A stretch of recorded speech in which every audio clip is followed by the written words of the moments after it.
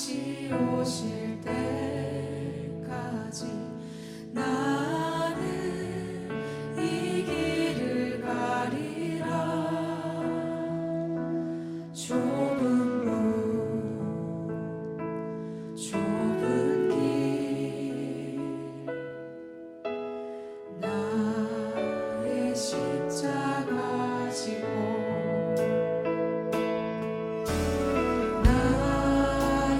가는 이 길 끝에서 나는 주님을 보리라. 11월 22일 주일 예배 하나님께 올려드립니다.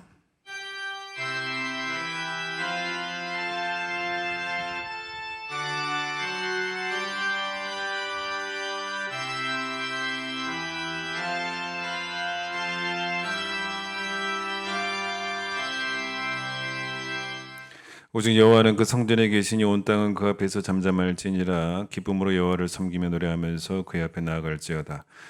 하나님은 영이시니 예배하는 자가 영과 진리로 예배할지니라. 아멘.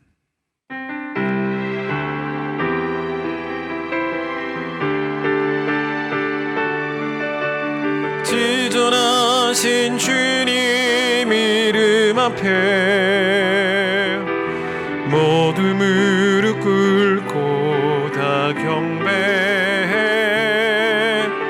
거룩하신 주님 보좌 앞에 엎드려 절하세. 예수는 그리스도, 예수는 주,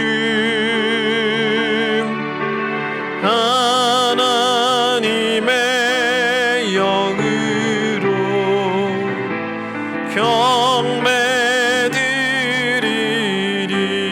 경배드리리. 시간 우리의 주역을 하나님께 고백하도록 하겠습니다.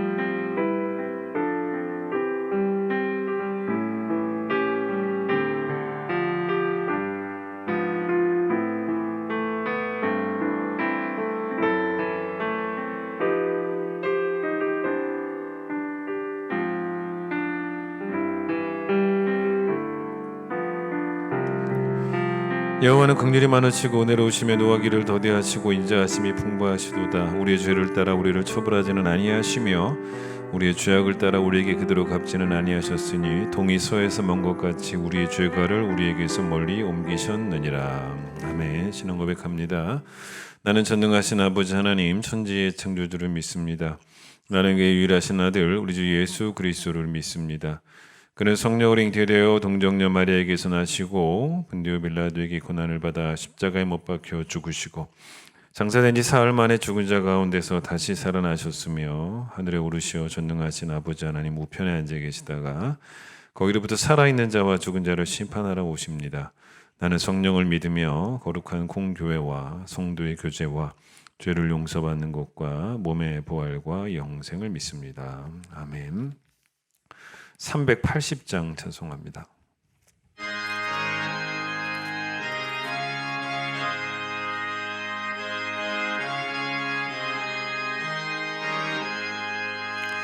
나의 생명 되신 주 주님 앞에 나아갑니다.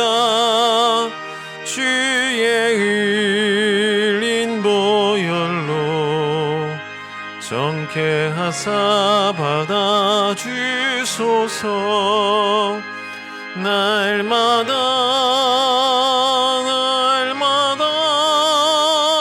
주를 찬송하겠네. 주의 사랑 줄로서 나를 굳게 잡아 매소서. 괴로운 세상 지낼 때 나를 인도하여 주소서.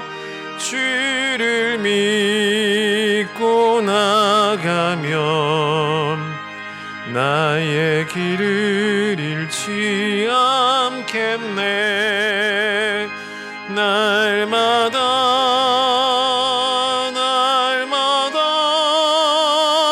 주를 찬송하겠네. 주의 사랑 줄로서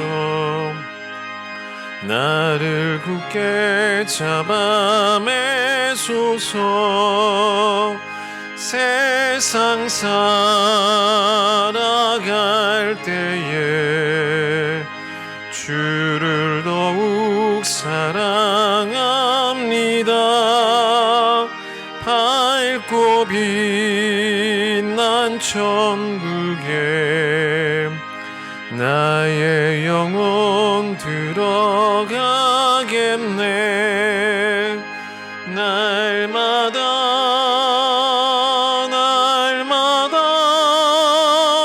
주를 찬송하겠네. 주의 사랑 줄로서 나를 굳게 잡아 매소서. 아멘. 로마서 5장을 봅니다. 신약 245페이지 로마서 5장 3절 4절 말씀을 제가 읽도록 하겠습니다. 로마서 5장 3절 4절. 다만 이뿐 아니라 우리가 환난 중에도 즐거워하나니 이는 환난은 인내를, 인내는 연단을, 연단은 소망을 이루는 줄 알미로다. 아멘. 오늘은 배종성 집사님 기도십니다. 모든 만물의 근원이시고 저희 삶의 주권자이신 하나님 아버지, 혼란스러운 세상 속에서 지치고 무거운 짐진 저희들에게 예배를 허락하시니 진심으로 감사를 드립니다. 이 시간 모든 걸 내려놓고 주님 앞에 엎드려 예배드립니다. 여기에 임재하셔서 저희들의 찬양과 경배를 받아 주시옵소서. 나의 것은 원래 없었고 모든 것이 주님의 은혜로 누리고 있음에도 감사하지 않았고 오히려 만족하지 못하여 더욱 취해를 애쓰고 노력했던 저희들의 미련함을 불쌍히 여겨주시고 용서하여 주시기를 소망합니다. 우리의 몸이 우리 것이 아니고 오직 우리 삶의 주체는 우리가 아니며 우리의 존재 이유는 하나님을 찬양하기 위함이라는 것을 잊지 않게 하여 주시기를 간절히 소망합니다. 나의 무능함을 깨우치고 모든 것을 주님께 의지하고 맡김으로써 진정한 평안과 그로 인한 진정한 삶의 기쁨을 우리 큰 기쁨교회 모든 성도들이 누릴 수 있도록 은혜 내려 주시옵소서. 이 시간 저희들 이런저런 근심과 걱정, 간과함을 마음에 두고 있습니다. 모든 일을 셀 수 없는 수를 가지신 아버지의 방법으로 그리고 아버지의 뜻대로 이루어 주시기를 소망합니다. 아버지보다 앞서 나가는 교만을 범치 말게 하시고 하나님의 아버지의 뜻이 내 삶에 나타났음에 감사하는 저희들이 될 수 있도록 축복하여 주시옵소서. 아버지께서 세우신 큰 기쁨 교회가 예수 그리스도를 사랑하고 이웃사랑을 충실히 실행하는 하나님 아버지께서 기뻐하시는 교회가 될 수 있도록 축복하여 주시고 또 지역사회에 교회의 참모습을 보여주는 교회로 우뚝 세워 주시옵소서. 오늘도 주의 말씀을 대신 전하시려 단에 세워주신 김석환 목사님 언제나 주님과 함께 동행하는 목회자 되게 하여 주시고 그 가정 또한 하나님께서 함께 해주시기를 기도합니다. 오늘 전해주신 말씀으로 무장해서 시작하는 한 주간도 주님과 함께 승리하는 우리 큰 기쁨의 모든 성도들 될 수 있도록 축복해 주시기를 원하며 이 모든 말씀 예수 그리스도의 이름으로 기도드립니다. 아멘.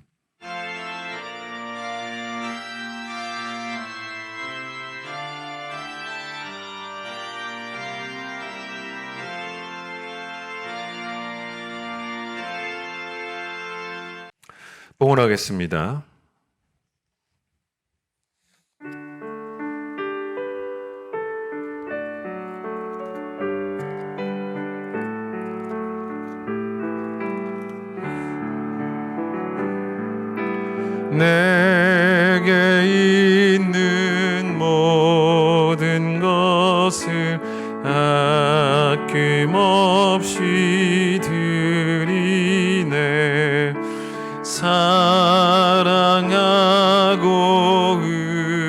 의지하며 주만 따라 살리라. 주께 드리네, 주께 드리네. 사랑하는 그 주 앞에 모두 드리네.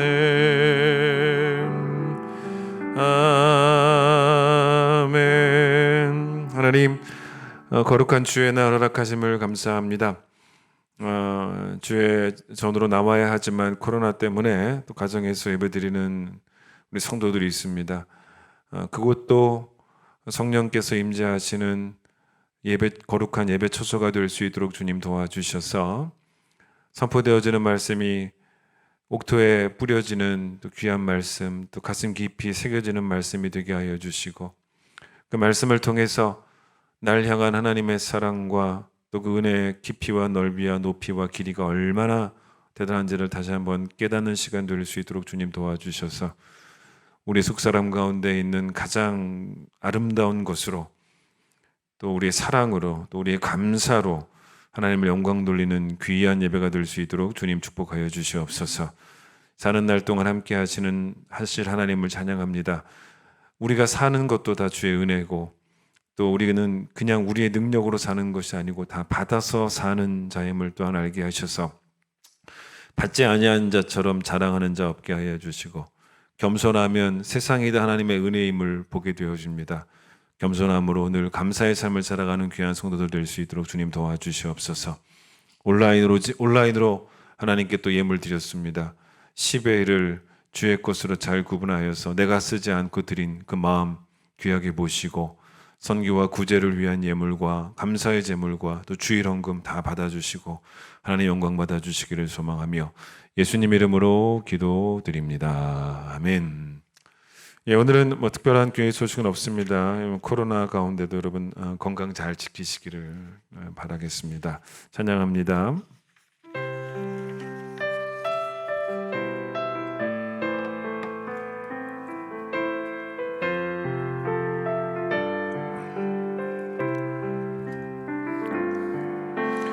주님 다시 오실 때까지 나는 이 길을 가리라.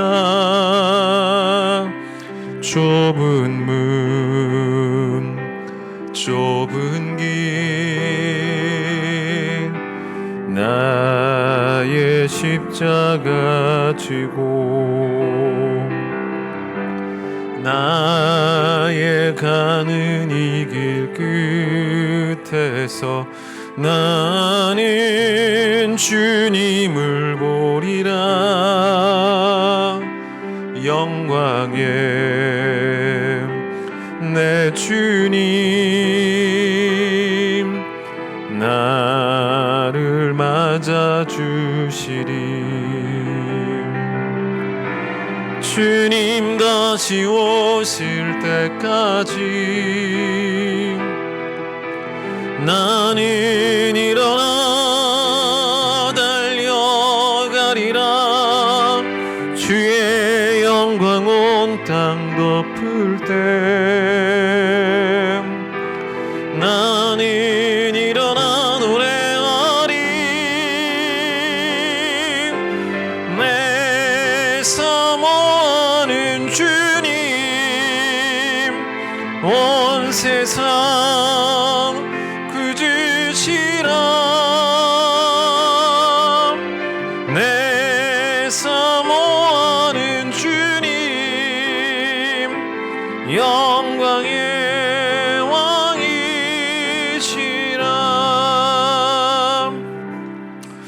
우리 인생에는 사실 늘 고난이 있습니다. 내가 고난이 없기를 바란다고 해서 그 바람대로 되지는 않더라는 거죠. 제가 확신을 가지고 말씀드릴 수 있는 것은 그 바람대로 되지 않는다는 것입니다. 또 그렇다고 우리가 고난의 이유를 또 명확하게 또 알 수나 있습니까? 지난주일 설교처럼 지금은 우리가 희미하게 알고 있지만 그때에는 그날에는 주께서 나를 아시는 것처럼 다 알게 되겠죠. 근데 차라리 원인과 결과가 명확한 그런 공식이 있다면 고난도 사실은 피할 수 있을 거 아니겠습니까? 뭐 불을 피우면 물이 끓듯이 불이 원인이잖아요. 끓는 물이 결과입니다. 그러면 물이 안 끓게 하려면 불을 안 피우면 되는 거고 불을 끄면 되는 것이고 뿌린 대로 거두는 게 그게 고난이라면 그러면 고난을 피하려면 안 뿌리면 되는 거예요. 근데 뿌린 대로 거둔다는 것은 결국 무슨 말이냐면 사람의 책임이라는 거죠. 그게 내가 뿌렸으니까 거둔다는 것입니다. 집에다가 내가 불을 질러 놓고서는 왜 우리 집이 불타는 고난이 있는 거야 라고 그 이유를 모르겠다라고 말한다는 것은 사실은 말도 안 되는 소리지 않습니까? 불을 안 지르면 집이 잿더미가 되는 그런 고난도 당연히 없는 거예요. 자, 동성애자가 아주 더러운 성생활을 합니다. 그러다가 에이즈에 걸렸어요. 그때 내가 왜 에이즈에 걸렸지? 내가 왜 에이즈에 걸려야 되는가? 어디 가서 항변할 수 있겠습니까? 어떤 사람이 맨날 담배 피다가 그렇게 많이 담배를 피다가 하루에도 그냥 엄청나게 담배를 피다가 폐암에 걸렸어요. 내가 왜 폐암에 걸렸지? 담배 폈으니까. 이유가 분명하잖아요. 어떤 사람이 경제적으로 어려워졌어요. 경제적으로 어려워진 것도 고난이죠. 그런데 그 이유가 너무 돈 욕심 많이 내다가 돈 많이 벌려고 하다가 오히려 어려워진 경우들도 많이 있거든요. 근데 그 고난이 누구의 책임인지는 분명하게 드러나잖아요. 이런 사람들은 나는 고난당할 만한 이유가 없어 라고 자기의 결백을 주장할 게 아니고 하나님께 회개를 해야죠. 사실은 이 고난은 우리에게 회개하라는 사인이기도 하다는 것입니다. C.S. 루이스의 이제 글을 읽다가 이런 글을 제가 봤어요. 우리는 필요한 모든 걸 다 가졌다 라고 말하는 것은 어떤 면에서 상당히 위험할 수 있다는 겁니다. 왜냐하면 C.S. 루이스의 말은 뭐냐면 만일 우리가 필요한 모든 것을 가졌다라고 말할 때 그 필요한 모든 것 가운데 하나님이 포함되어 있지 않다면 그게 얼마나 위험하겠냐는 거예요.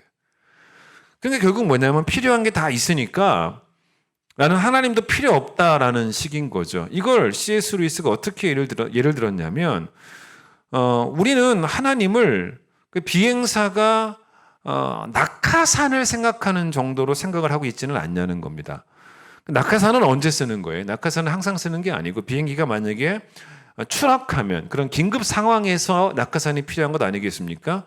그런데 비행기에 타고 있는 그 사람들의 바람, 비행사들의 바람은 뭐겠습니까? 그 낙하산을 한 번도 사용할 일이 없기를 바라지 않습니까? 그러니까 우리도 하나님을 그런 분으로 하나님 한 번도 사용하지 않게 되기를 바라는. 그게 뭐냐면 나는 필요한 모든 걸 가졌다라는 말의 위험성이라는 거예요. 이해되셨죠? 그런데 이렇게 자기 잘난 맛에 또 욕심을 내면서 살아가는 사람이 가진 걸 다 빼앗길 수도 있어요. 그게 뭡니까? 하나님의 벌이죠. 하나님의 심판입니다.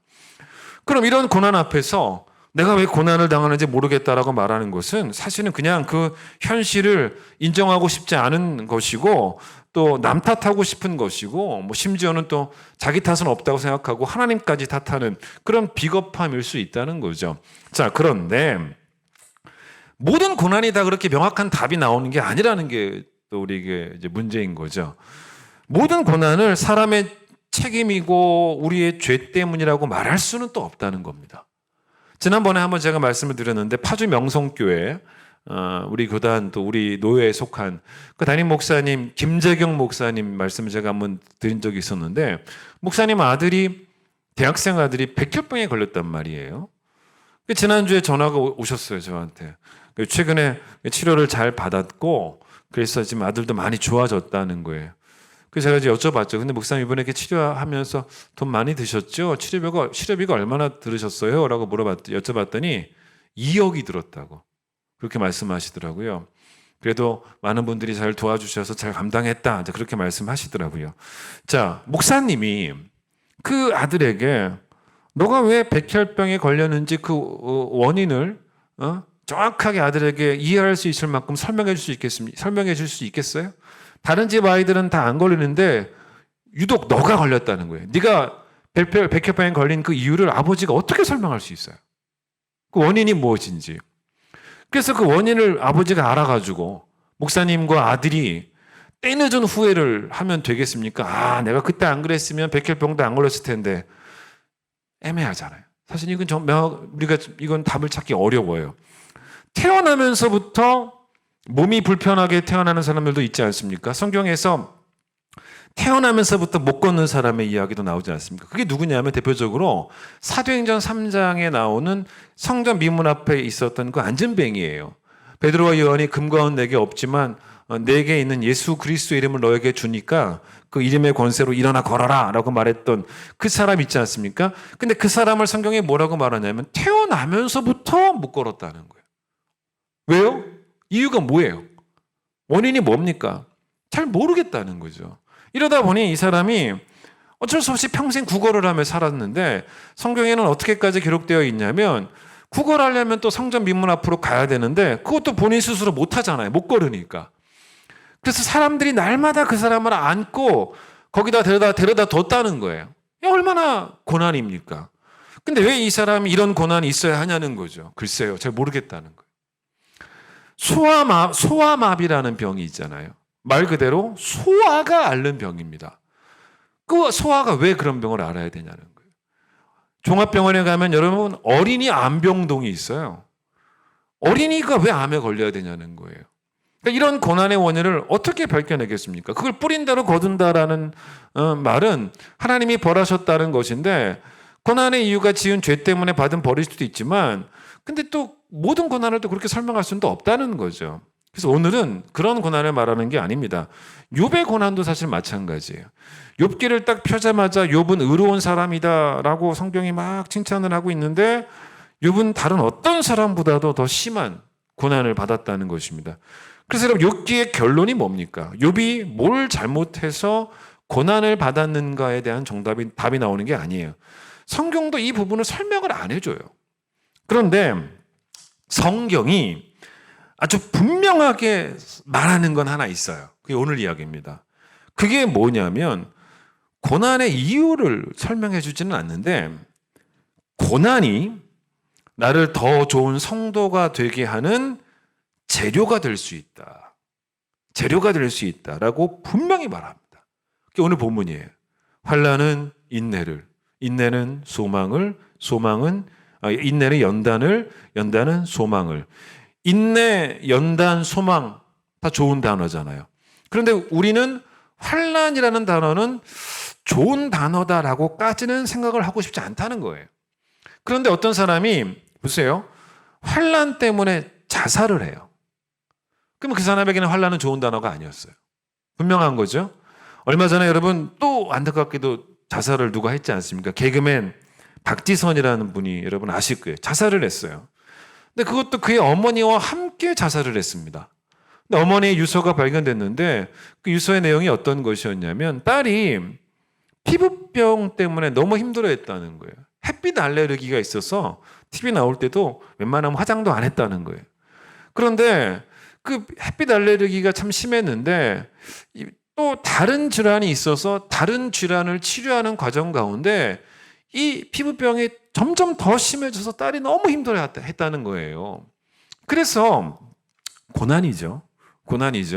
그래서 남편에게는 너무너무 미안하지만 딸만 혼자 보낼 수 없어서 같이 죽는 걸 결정했다라고 그렇게 유서를 남겼던 남들에게 없는 그런 피부병, 그 고난이죠. 근데 그 고난이 결국은 그분에게는 자살의 원인이 됐어요.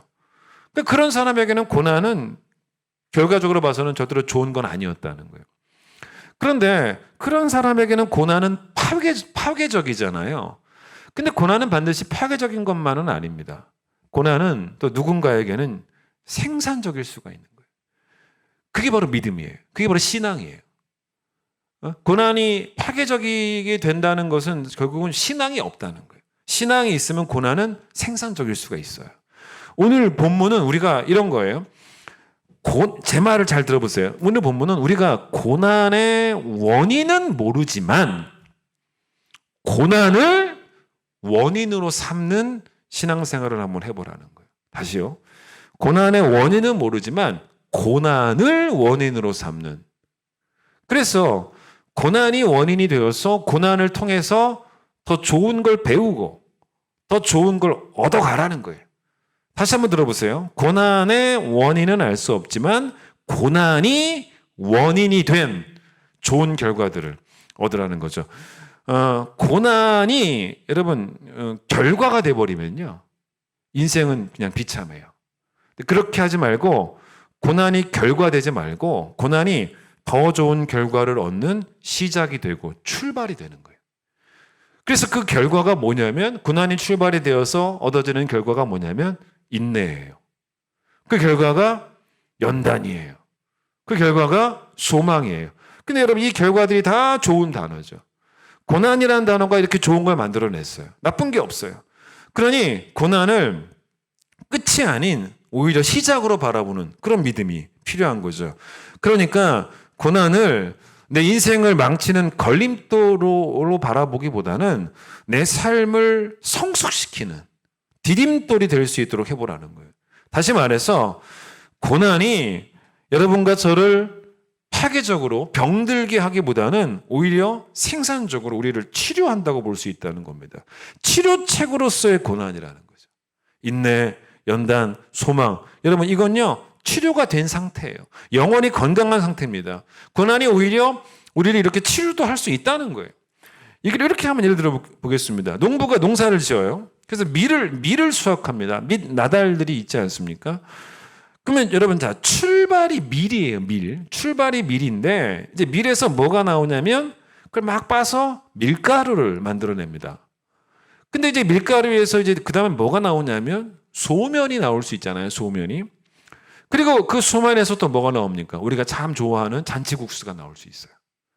그럴 때 잔치국수의 원인도, 소면의 원인도, 밀가루의 원인도 뭐냐면 밀이에요. 그러면 이거 어떻게 풀어갈 수 있어요? 밀이 없다면이에요. 밀이 없었다면 이 모든 것도 없다라고. 그러니까 밀은 끝이 아니라 오히려 시작일 수 있었다는 거죠. 출발일 수 있었다는 거예요.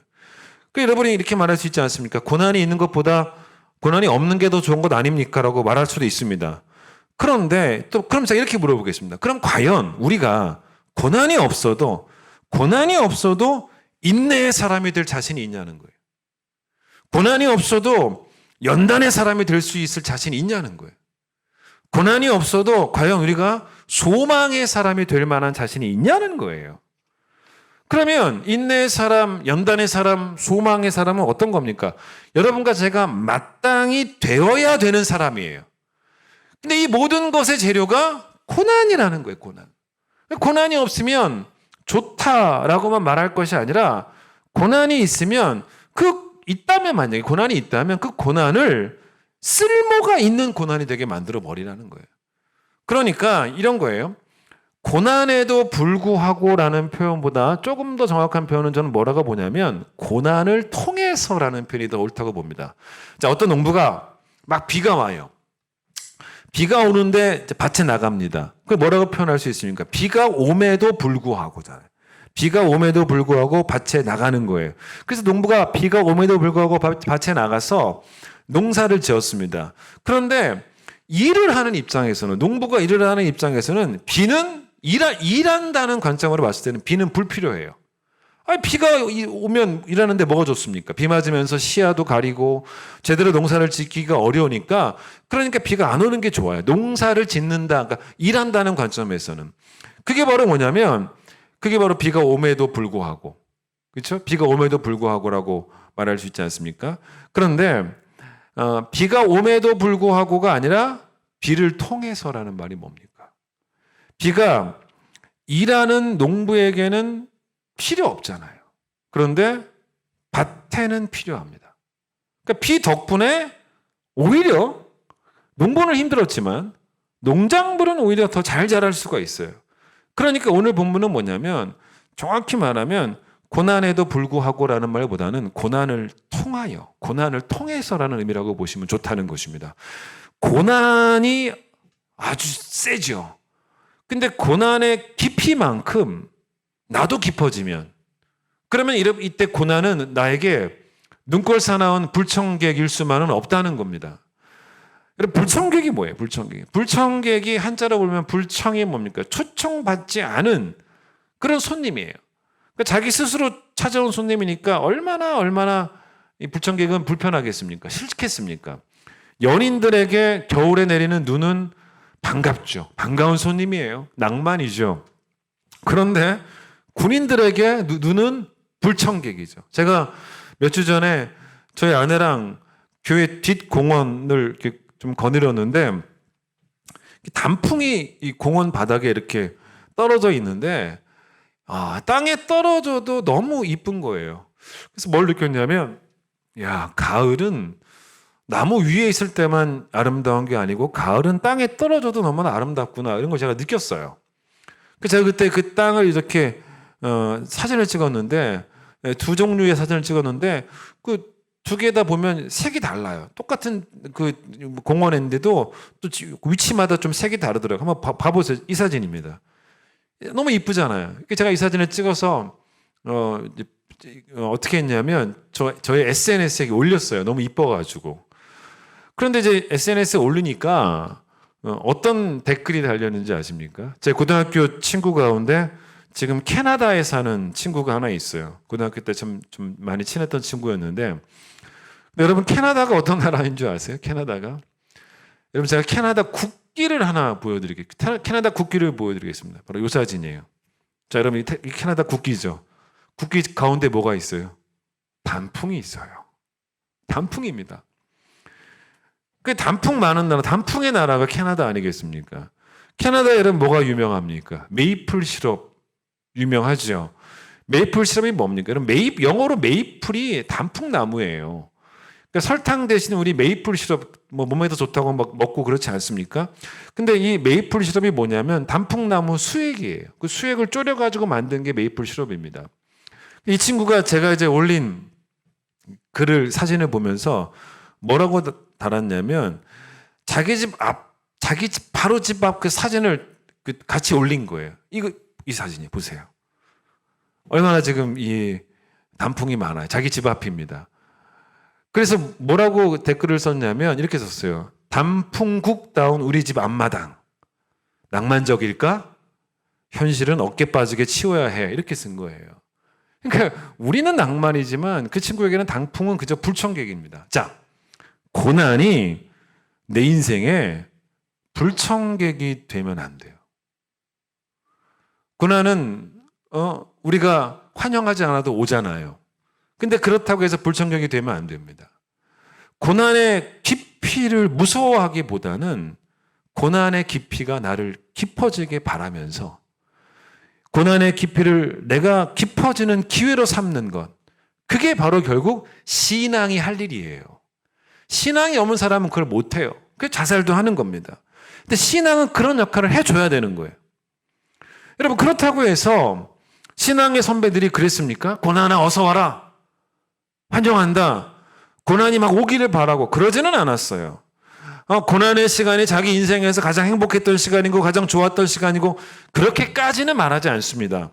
그러나 어떻게는 말하냐면 피할 수 없는 고난이었고 그래서 고난도 이렇게 말해요. 고난도 결국은 내게 유익했다라고 고백을 해요.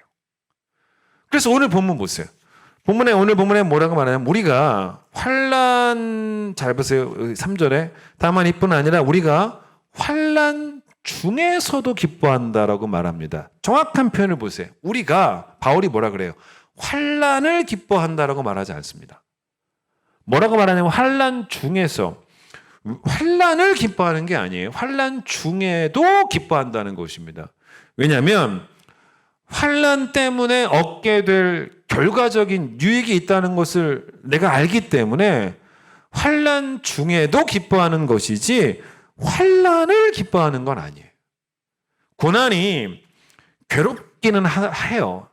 바울도 알아요. 바울이 고난을 즐기는 사람은 아니지 않습니까? 고난이 괴롭기는 하지만 이 고난의 시간마저도 나를 더 좋은 성도로 빚어가시는 하나님의 일하심이 여전히 살아있다라는 것을 믿고 있으니까 그래서 환난 중에도 즐거워할 수 있다는 거예요. 게다가 환난을 통해서 인내를 배운다고 하지 않습니까? 여러분, 인내는 말 그대로 견디는 겁니다. 환란을 기뻐한다면 인내할 게 뭐가 있어요? 기뻐하는데 뭘 인내합니까? 우리가 어떤 맛있는 음식을 먹을 때 그 음식을 기뻐하잖아요. 그럼 누리면 돼요. 근데 그 음식을 우리가 기뻐하면서 그 음식을 먹으면서 뭔가를 견뎌낼 게 있습니까? 그런 게 없죠. 따라서 환란 중에도 기뻐한다는 것은 환란을 통해 인내를 배우는 그 유익을 기뻐한다는 것이지 환란을 기뻐하는 건 아니라는 거예요. 그거 아셔야 돼요. 자, 성령의 열매, 9가지 열매가 갈라디아서에 나오죠. 사랑과 희락과 화평과 오래 참음과 자비와 양선과 충성과 온유와 절제입니다. 그중 여러분, 인내는 뭐예요? 성령의 열매 중에 하나인 오래 참음이죠. 그런데 성경에 보면 뭐라고 나오냐면 우리가 하나님의 성품을 배워야 된다고 합니다. 베드로는 그 성품에 우리가 참여해야 된다는 말을 하는데, 자, 오늘 본문에서 말하는 인내는 성령의 열매 가운데 하나인 그 인내는 환란이 인내죠. 오래 참음이죠. 이런 패배적인 태도는 아니에요. 이런 거 있잖아요. 아유, 뭐 어떻게 하겠나? 참아야지 뭐. 참는 것 외에 방법이 있나? 뭐 이런 약간 불만스러운 태도 있지 않습니까? 이런 태도를 말하는 게 아니고 여기서 말하는 인내는 이왕 이렇게 된 거 열심히 배우자. 열심히 인내를 한번 배워보자. 고난이 만약에 더 심해지면 더 큰 인내를 배워보자. 이런 적극적인 태도를 말하는 거예요. 적극적인 태도. 제가 예전에 어떤 말씀을 드렸냐면 한번 옛날에 드렸던 말씀이에요. 인내하지 못하는 사람은 다른 말로 바꾸면 어떤 사람이냐면 교만한 사람입니다. 북한 김정은이가 줄 서서 자기 차례를 인내하며 기다리는 경우가 평생에 단 한 번이라도 있었겠냐는 거예요. 어디 가든 VIP잖아요. 그래서 VIP 대접을 받고 다 그 줄 무시되고 맨 앞으로 걸어나가는 사람이 바로 김정은이지, 김정은은 줄 서는 경우가 없다는 것입니다. 김정은은 기다리지 않아요. 참지 않습니다. 왜냐하면 나라가 자기 나라인데 뭘 기다리겠냐는 거예요.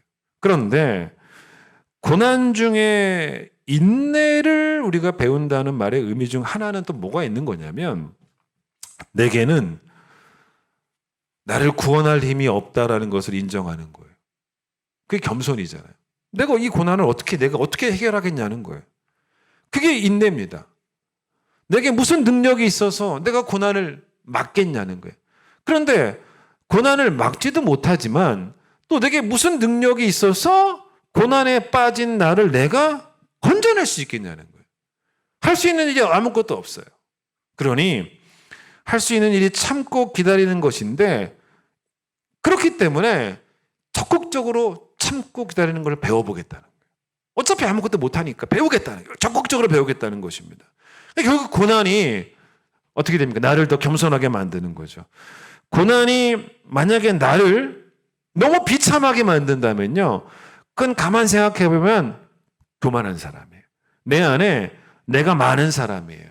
그러나 만약에 내가 죽잖아요. 내가 죽어요. 그러면 나부터 죽어 있으면 고난은 나를 비참하게 만드는 것이 아니라 오히려 나를 겸손하게 만듭니다. 그게 곧 인내예요. 자, 그러면 연단이 뭐냐는 것입니다.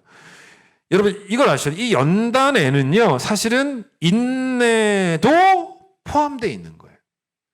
연단에는 여러 가지가 있는데 그 중에 인내도 포함되어 있습니다. 설명을 드리겠습니다. 원래 이 연단이라는 단어의 이 한자로는, 여러분 연단이라는 말 들어보셨지 않습니까? 한자가 뭐냐면 이 연이라는 말이 불에 달군다는 거예요. 그 다음에 단은 두드린다는 것입니다. 이건 누가 쓰는 단어냐면 대장장이가 쓰는 단어입니다. 쇠를 불에 넣지 않습니까? 달궈요. 근데 거기서 안 끝나요? 막 두들깁니다. 보셨을 거예요. 그러면 여러분, 쇠 입장에는 어떻습니까? 당하는 입장에서는 괴로울 수 있죠. 불에 들어갔다가 막 두드렸다가 얼마나 괴롭습니까? 불도 괴로운데 두드리기까지 하니까 참 괴롭죠. 그런데 왜 그렇게 하냐면 더 좋은 결과가 있다는 거예요. 그 결과가 뭡니까? 쇠가 단단해진다는 거예요. 쇠가 좋아진다는 거예요. 그게 연단이에요.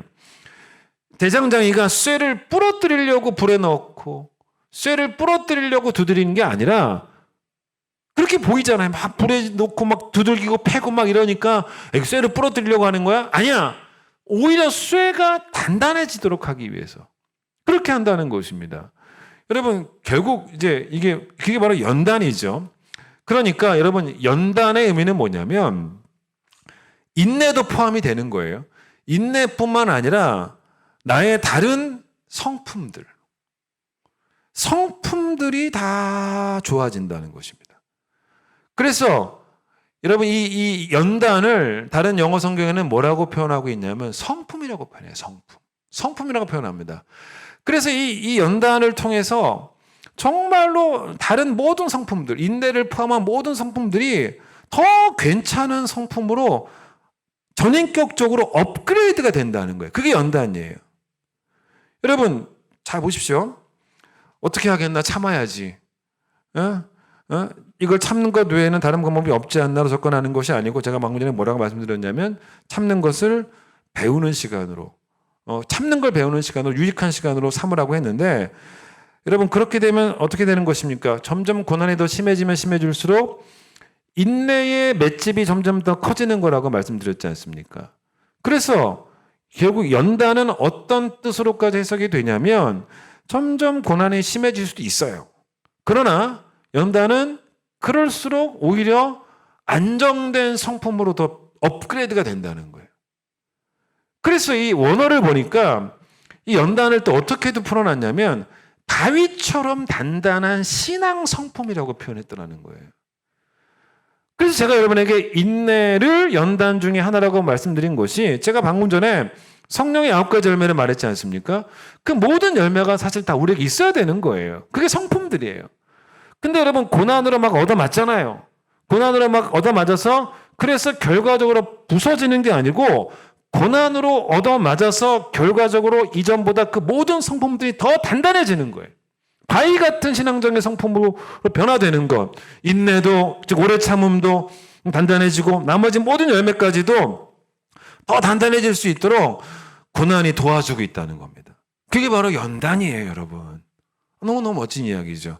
예전에 저희 장모님이 들려주셨던, 장인 장모님이 들려주셨던 이야기가 하나 있는데, 저희 장인 장모님은 고신측 교회를 다니세요. 근데 이제 그 교회 지금도 거기 다니시는데, 그 교회 담임 목사님 이야기인데, 그 교회에 예전에 목사님을 너무 괴롭히던 사람이 하나 있었다는 것입니다. 그 목사님이 너무 괴롭잖아요. 너무 괴롭히니까. 그래서 한 날은 저녁에 목사님이 주무시기 전에 하나님께 이런 기도를 했다는 거예요. 하나님, 저 내일 아침에 눈 뜨지 않게 해주세요. 저 천국으로 저를 데려가 주세요. 라고 기도를 하셨다는 것입니다. 그 얘기를 장인 장모님이 하시더라고요. 물론 여러분, 목사님이 그런 기도를 하신 건 잘못된 거예요. 하나님이 생명 주시는 동안 살아내셔야지 로뎀나무 아래 있었던 엘리야와 다를 바가 뭐가 있어요. 그렇게 기도하면 안 되죠. 그런데 제가 이제 조금 이따 이야기하겠지만, 목사님이 제가 마지막으로 또 소망에 관한 이야기를 하겠지만, 목사님이 그렇게 기도하신 이유는 이런 거였겠죠. 뭐였겠습니까? 천국 가면 괴롭히는 사람 없다는 거잖아요. 천국 가면 누가 날 괴롭히겠냐는 거예요. 그걸 아시지 않습니까? 그러니까 천국에는 그런 고난이 없다는 걸 아세요. 그래서 가고 싶으셨겠죠, 빨리. 그러나 그렇다고 해서 그렇게 기도해서는 안 되는 거죠. 그런데 여러분, 그거 아십니까? 저는 어떻게 생각하냐면, 목사님 괴롭히는 사람이 있었다고 했죠. 괴롭히는 사람의 성품이 좋아지겠습니까? 아니에요. 오히려 성경은 뭐라 그러냐면 참는 사람의 성품이 더 좋아질 수 있다는 거예요. 결국 목사님에게 이제 결과적으로 봐서는 그 시간은 뭐가 됐냐면 연단의 시간이 된 거예요. 괴롭히는 사람은 죄를 짓는 거예요. 하지만 참는 목사님은 더 단단해질 기회가 된 거예요. 그 목사님 지금 여전히 목회를 잘하고 계시고요. 그게 뭔지 아십니까? 왜 더 잘하시는지 아십니까? 이보다 더한 고난도 참아낼 수 있는 인내의 맷집이 생기신 거예요. 그런데 비단 인내할 수 있는 맷집만 생긴 것이 아닐 거라는 거죠. 그 고난을 통해서 연단된 성품에는 성령의 열매 가운데 하나인 사랑도 있을 것이고 충성도 있을 거예요. 그러니 목사님이 어떻게 변화되셨겠습니까? 이보다 더 못된 사람도 사랑할 수 있는 실력이 생겼을 것이고, 이보다 더 심각한 어려움 속에서도 여전히 변함없이 주의 일에 충성할 수 있는 맷집도 생기셨을 것이고, 이게 바로 뭐냐면 하늘나는 인내는 연단을. 여러분, 고난이 시작이죠. 그러면 고난의 끝이 뭐라고 말합니까? 소망이라 그래요. 언젠가 이 땅에서 고난이 끝나겠지라는 말에 의미하는 바가 뭡니까? 우리가 살아있을 때 끝나겠지라고 말하잖아요. 그래서 살아있을 때 가난도 끝나서 부로 바뀌겠지. 살아있을 때 질병도 끝나서 건강으로 바뀌겠지. 우리는 그렇게 소망한다고 말합니다. 근데 그건 엄밀히 말하면 소망이라는 단어는 안 어울려요. 그냥 소원일 뿐이에요. 근데 여러분, 소망은, 여기서 말하는 소망은 그게 아니에요. 여기서 말하는 소망은 뭐냐면, 이 땅은 괴롭고 이 땅에서의 고난이 이 땅에서는 안 끝난다는 거예요, 사실은. 그래서 이 땅은 그냥 나그네예요. 그런데 여기서 말하는 소망은 뭐냐면, 이 땅에서는 안 끝나는데 저 천국에 가면 없다는 거예요. 저 천국 가면 고난이 하나도 없고 행복하기만 할 거라는 걸 기대하는 게 소망입니다.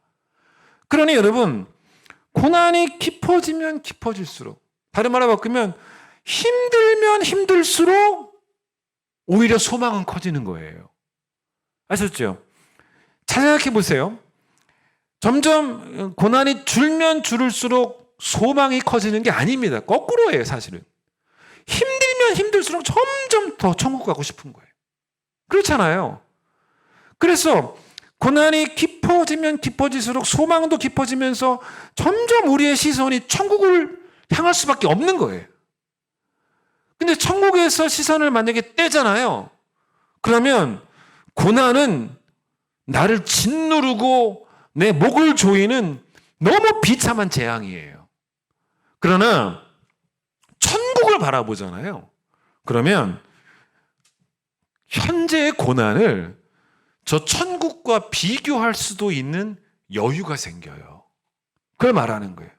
자식이 고난을 당하는 것을 바라보는 부모의 마음이 사실은 얼마나 아픕니까? 근데 사실은 부모의 고난을 바라보는 자식의 마음도 아파요. 뭐 저나 여러분이나 부모님이 늙어가시지 않습니까?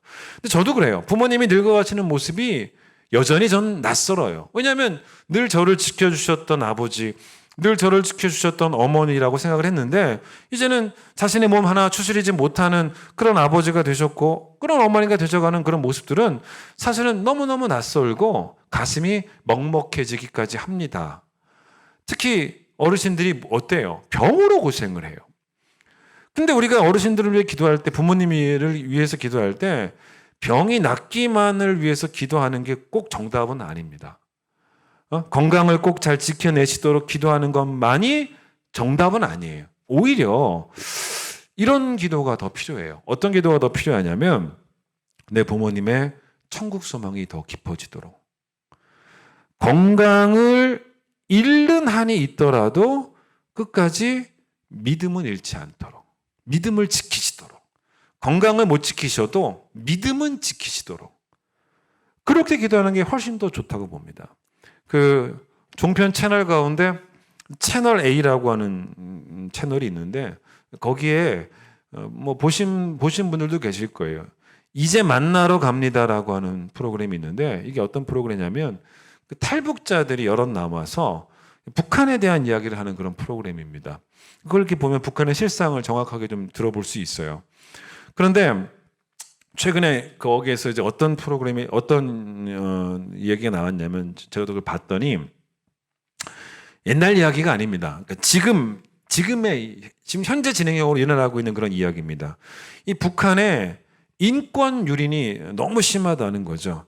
그런데 그 중에서 북한 사람들 가운데 최고로 인권 유린을 당하는 사람들이 바로 누구냐면 정치인도 아니고 종교인이라는, 종교인, 기독교인들이라는 겁니다. 북한에서 정치범들을 잡아서 가두는 수용소가 있지 않습니까? 그런데 그때 그 수용소에 잡힌 정치범 가운데 1급 정치범이 누구냐면, 남한에서 북한으로 몰래 들어온 뭐 그런 뭐 간첩이라든가 그네들 입장에서는 간첩이죠. 그게 아니고 1급 정치범이 기독교인이라는 거예요. 왜냐? 위험한 존재라는 거죠. 북한도 사실은 그 북한 사람들이 하는 말이에요. 그 나온 사람, TV 나온 사람들이 북한도 유일신 사상이라는 거죠. 그렇죠? 왜요? 김일성이 신이니까. 김일성을 신격화하는데 김일성이 아닌 다른 신을 말하면 안 되는 거잖아요. 체제 붕괴의 우려가 있다는 거예요. 그러니까 자기 체제를 지키기 위해서라도 종교를 특별히 기독교를 허용하지 않는 거죠.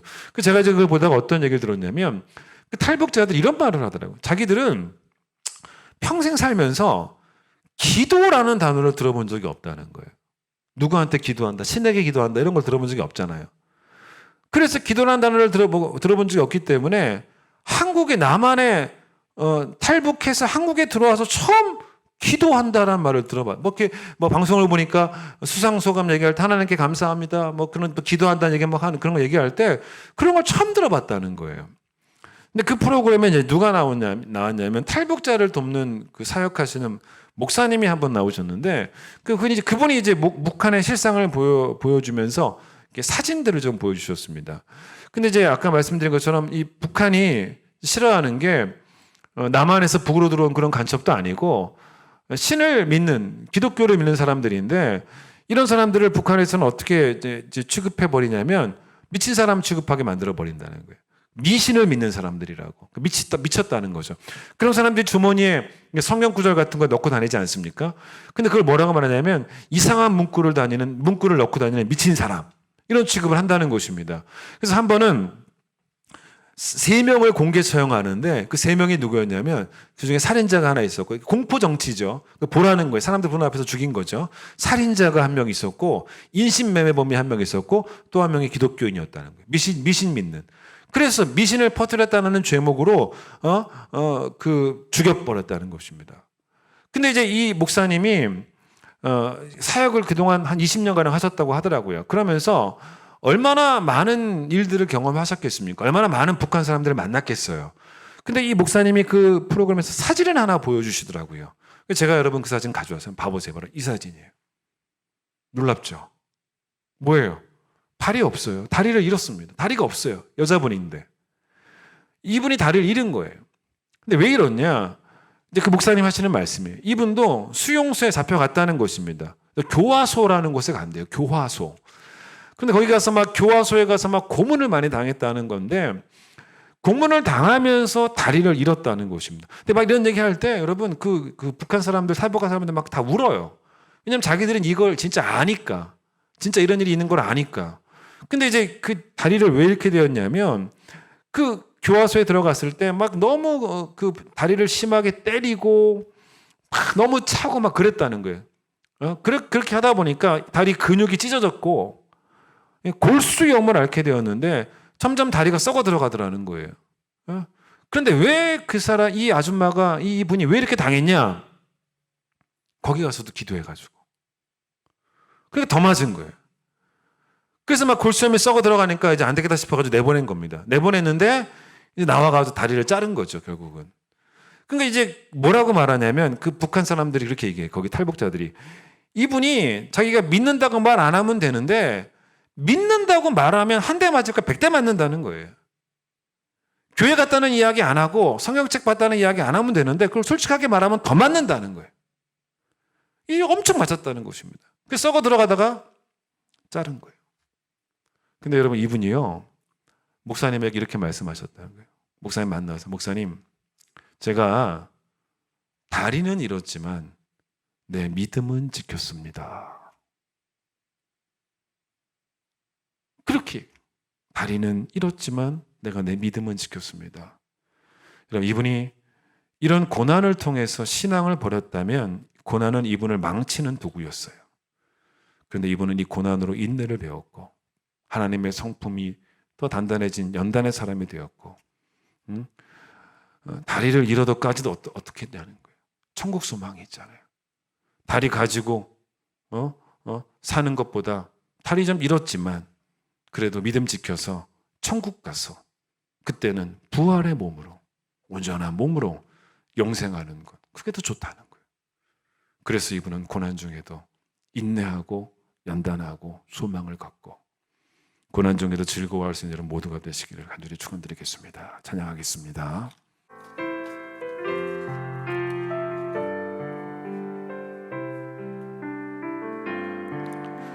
주님 다시 오실 때까지 나는 이 길을 가리라. 좁은 문 좁은 길 나의 십자가 지고 나의 가는 이 길 끝에서 나는 주님을 보리라. 영광의 내 주님 나를 맞아주시리. 주님 다시 오실 때까지